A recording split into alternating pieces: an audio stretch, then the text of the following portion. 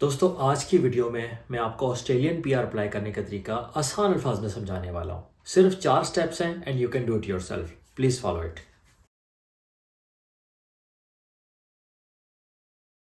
अच्छा, point by point discuss करते हैं। सबसे पहले तो आपने जाना है me.gov.au, गूगल पे कर लें उसको। उसके बाद आपने देखना है स्किल ऑक्यूपेशन लिस्ट। ये जो सब क्लास 189 वीज़ा है, बेसिकली ये पॉइंट बेस्ड सिस्टम होता है। इसका मतलब है कि आपको मिनिमम 65 पॉइंट स्कोर करने हैं और उसकी सबसे पहली जो प्री रिक्विजिट है वो ये है कि आपका जो स्किल है, यानी कि जो आपका ऑक्यूपेशन है, वो इनकी ऑक्यूपेशन लिस्ट में होना चाहिए। तो आपने अपना ऑक्यूपेशन, लेट सपोज अगर आप एक एक्टर हैं या आप शेफ़ हैं या आप फॉर एग्जांपल वेट हैं या नर्स हैं, आपने जाके अपना ऑक्यूपेशन को उसमें लिस्ट में फाइंड आउट करना है। When you find the occupation, इसका मतलब है कि आप यहाँ पे आ सकते हैं। नंबर 2, आपने उसके बाद अपने ऑक्यूपेशन की स्किल्स को, रेलेवेंट स्किल्स को एसेस करवाना है। तो ऑस्ट्रेलिया में कुछ रेलेवेंट बॉडीज़ हैं जो आपकी स्किल असेसमेंट करती हैं। For example ADS, Australian dental society, या ACS, ऑस्ट्रेलियन कंप्यूटर सोसाइटी, और फॉर एग्जांपल CPA, जो आपके चार्टर्ड अकाउंटेंट्स की स्किल्स को असेस करता है। तो आपने रेलेवेंट बॉडी को ढूंढ के अपनी स्किल्स को असेस करवाना है और वो आप उनको डॉक्यूमेंट्स प्रोवाइड करेंगे। मे बी वो आपसे आपके एजुकेशन सर्टिफिकेट्स मांगें। अगर आप लेट सपोज कोई टेक्निकल जॉब में है, hands on, for example plumbing है, तो वो आपसे वो रेलेवेंट सर्टिफिकेट मांगेंगे। स्टेप नंबर 2, आपने अप्लाई करना है EOI के लिए। EOI stands for expression of interest. तो बेसिकली वहाँ पे जाके जो भी रेलेवेंट पॉइंट्स हैं वो आपने जो भी रेलेवेंट डॉक्यूमेंट्स आपने प्रोवाइड कर देने हैं। नाउ इससे पहले बेस्ट ये है कि आप वहाँ पे पॉइंट बेस्ड कैलकुलेटर अवेलेबल है सेम वेबसाइट पे me.gov.au, वहाँ जाके उस कैलकुलेटर को यूज़ करें एंड इंश्योर कि यू एटलीस्ट स्कोर 65 पॉइंट्स। तो आपको सारी रेलेवेंट डिटेल्स वहाँ पे मिल जाएंगी। मैं एक और व्लॉग में स्टेप बाय स्टेप आपके साथ वो कैलकुलेटर यूज़ करना और असेसमेंट वगैरह भी रिकॉर्ड कर दूँगा। जब आपके पास 65 पॉइंट्स आ गए हैं उस कैलकुलेटर के अंदर और उसके बाद आपने एक्सप्रेशन ऑफ इंटरेस्ट डाल दिया है, मेक श्योर कि आपके पास स्किल असेसमेंट पहले से हो चुकी है, जो मैं पहले एक्सप्लेन कर चुका हूँ। तो अब आपने वेट करना है।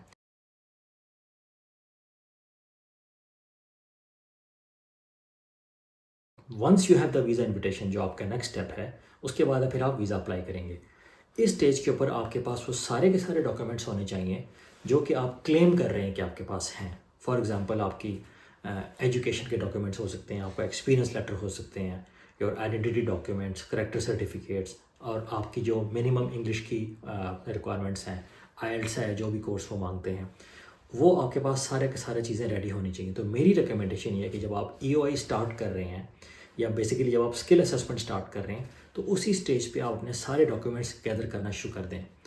ID डॉक्यूमेंट्स में बर्थ सर्टिफिकेट, आपका नेशनल ID कार्ड, आपका पासपोर्ट, ये 3-4 चीज़ें इंपॉर्टेंट होती हैं। तो बर्थ सर्टिफिकेट एक ऐसा डॉक्यूमेंट है जो बाद में आपको सिटीजनशिप में भी इसकी ज़रूरत पड़ेगी।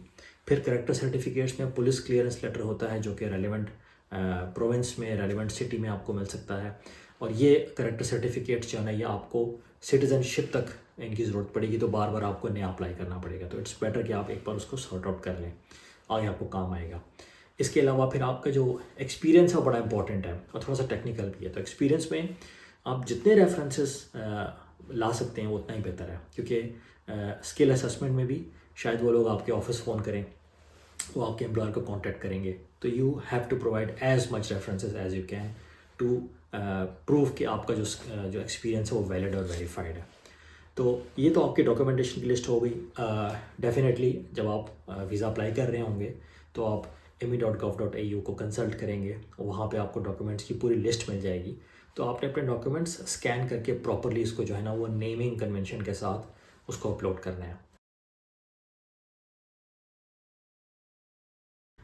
Once you have all this information, फिर आप वीज़ा अप्लाई करेंगे, जो आपका फाइनल स्टेप है।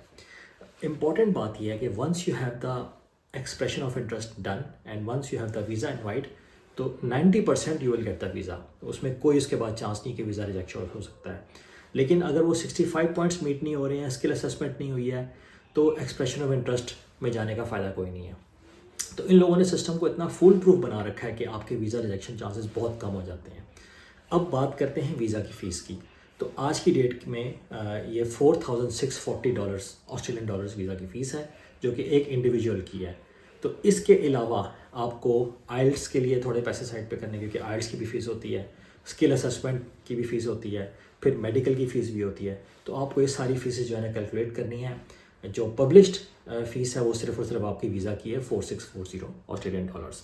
अच्छा, आपकी अगर एप्लीकेशन के अंदर अडल्ट्स हैं अबव 18 तो उनकी भी अलग से आपको वीज़ा फ़ीस देनी पड़ेगी।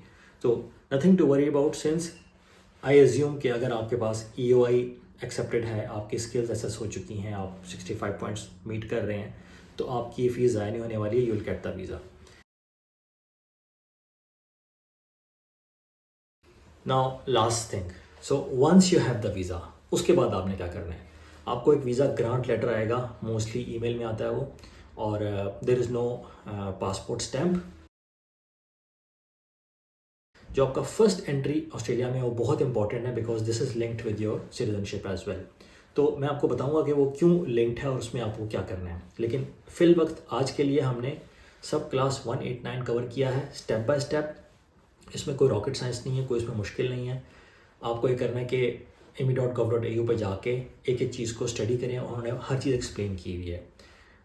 For some people I know it's difficult, और उसके लिए माई प्लान इज़ कि I will prepare a small vlog जहाँ पे मैं स्टेप बाय स्टेप वेबसाइट पे जाके आपको गाइड भी कर सकता हूँ कि आपने कैसे रेलिवेंट इन्फॉर्मेशन फाइंड आउट करनी है और कैसे आपने अपनी एप्लीकेशन प्रिपेयर करनी है।